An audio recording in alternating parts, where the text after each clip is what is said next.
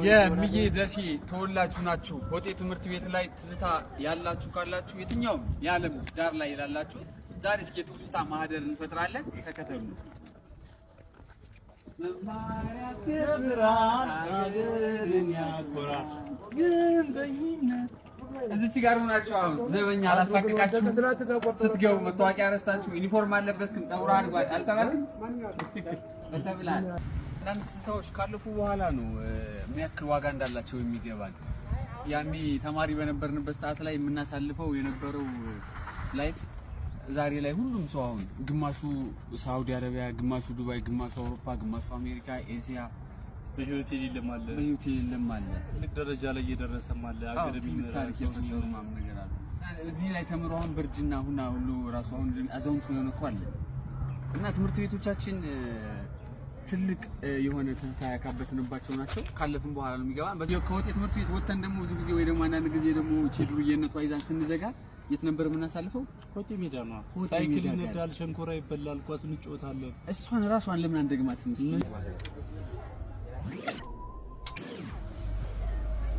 በዚች ደውለህ በቤት ስልክ ፉንቃ ይዘዋ ደውለህ ለቤተሰብ አባቷ አነሳው እናቲቷ አነሳች እያልን እየተሳቀቅን ያሳልፍነው አይደል? እና አልደወልንም ነው የምትሉት? በዚች ደውለህ ነጋግሪ በቀጭኑ ሽቦ በስልካ ነጋግሪ በቀጭኑ ሽቦ ትዝታ እንዲመጣ ደርቦ ደራርቦ ልጅ እያለን ነው ከወጥ ትዝታዎች አንዱ ክረምት ኩርስ እዚህ ጋር ኳስ የተጫወታችሁ በሙሉ እስኪ ኮሜንት ላይ የሆነ ነገር ብሉ። ተመልከት፣ ይኸው ጭቃ ነው ምናምን ወፍ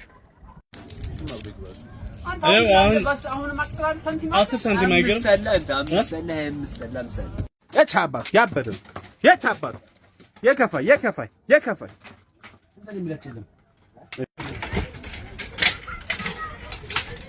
ይጀስ በዚች በትንሿ